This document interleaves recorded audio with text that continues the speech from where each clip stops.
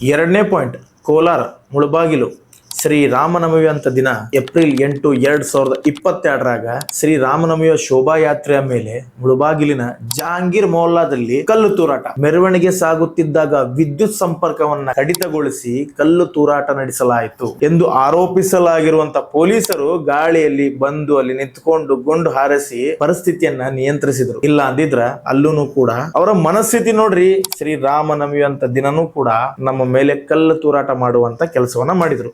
ಇವರೆಲ್ಲ ಯಾರ ಅಂದ್ರ ನಮ್ಮ ಧರ್ಮವನ್ನ ದ್ವೇಷಿಸುವಂತ ವ್ಯಕ್ತಿಗಳು. ಅವ್ರು ಯಾರೇ ಇರ್ಲಿ, ಯಾವುದೇ ಧರ್ಮದವರೇ ಇರ್ಲಿ. ಮೂರನೇ ಪಾಯಿಂಟ್, ನಮ್ಮ ಹುಬ್ಬಳ್ಳಿಯಲ್ಲಿ ಹಳೆ ಹುಬ್ಬಳ್ಳಿಯ ಪೊಲೀಸ್ ಠಾಣೆ ದಾಳಿ ಏಪ್ರಿಲ್ 16, 2022ರಂದು ಸೋಷಿಯಲ್ ಮೀಡಿಯಾದ ಪೋಸ್ಟ್ ವಿವಾದದ ಹಿನ್ನೆಲೆಯಲ್ಲಿ ಪೊಲೀಸ್ ಠಾಣೆ ಮತ್ತು ಹನುಮಾನ್ ದೇವಸ್ಥಾನದ ಮೇಲೆ ದಾಳಿ. ಸಾವಿರಾರು ಜನರು ಗುಂಪು ಕಟ್ಟಿಕೊಂಡು ಕಲ್ಲು ತೂರಾಟ ನಡೆಸಿದ್ರು. ಇನ್ಸ್ಪೆಕ್ಟರ್ ಸೇರಿದಂತೆ 12 ಪೊಲೀಸರು ಗಾಯಗೊಂಡಿದ್ರು. ಇದು ಪೂರ್ವ ಯೋಜಿತ ಕೃತ್ಯ ಎಂದು ತನಿಖೆಯಲ್ಲಿ ತಿಳಿದು ಬಂದೈತಿ. ತಿಳ್ಕೋರಿ, ಅವತ್ತು ನಾನು ಡೆಲಿವರಿ ಬಾಯ್ ಆಗಿ ಕೆಲಸ ಮಾಡಾಕತ್ತಿದ್ದೆ. ರಾತ್ರಿ 12 ಗಂಟೆ ಮೇಲೆ ನಾನು ಆ ಒಂದು ಏರಿಯಾಗ ಹೋದೆ, ಎಂಡಿ ಪಂಪ್ ಸರ್ಕಲ್ ನಾಗ ಹೋಗಿ ಒಂದು ಫುಡ್ ಕೊಟ್ಟು ವಾಪಸ್ ಬರೋ ಟೈಮಿಗೆ ಎಷ್ಟು ಕಲ್ಲುಗಳು ಬಿದ್ದಿತ್ತು ಅಂತಂದ್ರ ನಿಜ ಹೇಳ್ತೀನಿ, ಇದು ಯಾರ ಮನಸ್ಥಿತಿ? ಯಾಕೆ ಓಕೆ ಯಾವ್ದೋ ಒಂದು ಸೋಷಿಯಲ್ ಮೀಡಿಯಾದೊಳಗ ನಿಮ್ಮ ಧರ್ಮಕ್ಕ ಧಕ್ಕೆ ಮಾಡ್ಯಾರ ಅಂತಂದ್ರ ಅದಕ್ಕ ಆದಂತ ಕಾನೂನು ಪೊಲೀಸರು ಅದಾರ, ಅವ್ರು ನೋಡ್ಕೋತಾರ.